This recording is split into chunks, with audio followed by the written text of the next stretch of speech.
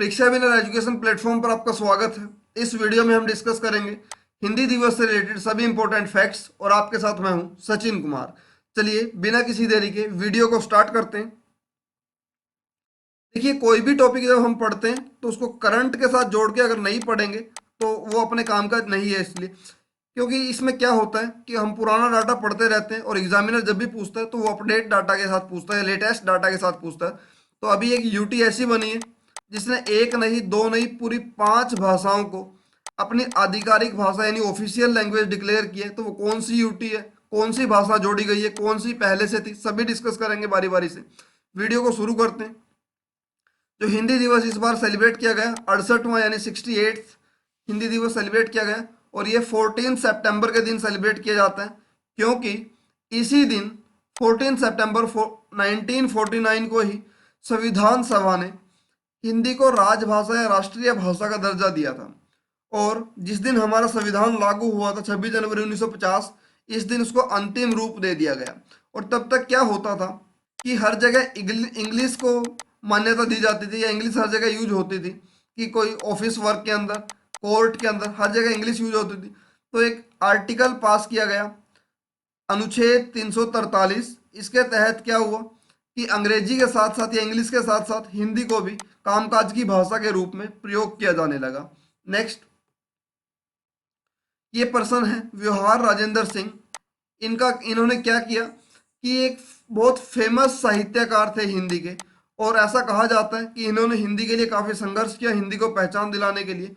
और इनका बर्थडे भी 14 सितंबर को 1900 को हुआ था, 1900 में हुए थे ये। और इन्हीं के जन्मदिन को हम हिंदी दिवस के रूप में सेलिब्रेट करते हैं। और हमें याद रखना है कि जो इनका बर्थडे हुआ था ये एमपी में, जन्म इनका एमपी में, मध्य प्रदेश में जबलपुर नामक जगह पे हुआ था। जबलपुर एक शहर है काफ़ी फेमस मध्य प्रदेश का, तो यहाँ पर हुआ था। और पहला हिंदी दिवस हमने कब सेलिब्रेट किया? 14 सितंबर 1953। सुपर इंपॉर्टेंट, कई बार पूछा गया क्वेश्चन है। नेक्स्ट, उसके बाद संविधान के अंदर भाषाओं का या लैंग्वेज का कहाँ जिक्र है? तो अगर हम आर्टिकल की बात करेंगे तो 343 से 351 ये आर्टिकल है। और पार्ट्स भाग की अगर बात करेंगे तो 7वें पार्ट के अंदर है। और शेड्यूल के अनुसूची की बात करेंगे तो 8th शेड्यूल के अंदर लैंग्वेजेस का जिक्र है। और टोटल 22 भाषाएं हैं हमारे संविधान के अंदर जो मेंशन है। ये कौन कौन सी है ये आपके सामने मेंशन है। इनको एक बार पढ़ लेंगे, लेकिन याद मत करना, डायरेक्ट क्वेश्चन यहाँ से कभी नहीं पूछा जाता। अपने को एक आइडिया होना चाहिए मोटा मोटा कि कौन कौन सी भाषाएं हैं अपने पास। 22 भाषाएं। लेकिन नेक्स्ट स्लाइड अपने लिए इंपॉर्टेंट है, यहाँ से हर लाइन से क्वेश्चन बनता है कि इन भाषाओं में स्टार्टिंग में कितनी भाषाएं थी। तो 14 भाषाएं थी स्टार्टिंग के अंदर संविधान में। उसके बाद एक एक करके इनको जोड़ दिया गया। तो सबसे पहले सिंधी भाषा को जोड़ा गया था 1967 में। उसके बाद 1992 में इकट्ठा 3 भाषाओं को जोड़ा गया, कोंकणी, मणिपुरी और नेपाली। तो ये हमें ध्यान रखना है, 3 भाषाएं जोड़ी गई थी 1992 के अंदर। 2004 में 4 भाषाएं ऐड हुई थी, बोडो, डोगरी, मैथिली और संथाली। तो 14 स्टार्टिंग में थी, +1 15, +3 18 और +4 ये हो गई 22। तो 22 भाषाएं कंप्लीट होगी। उसके बाद मैंने कहा था करंट अफेयर्स रिलेटेड क्वेश्चन कि ये एक यूटी है। जम्मू कश्मीर पहले स्टेट होता था, अब इसको यूनियन टेरिटरी बना दिया गया।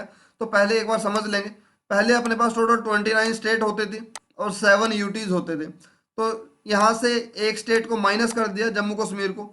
अब यहाँ स्टेट बन गए 28 और जम्मू कश्मीर और लद्दाख को अलग अलग यूटी बना दिया, तो 2 यूटी ऐड होगी। तो टोटल यूटीज या यूनियन टेरिटरी होगी 29। तो हमें याद रखना है जम्मू कश्मीर के अंदर 5 ऑफिशियल भाषाएं हैं इनकी। कौन कौन सी हैं?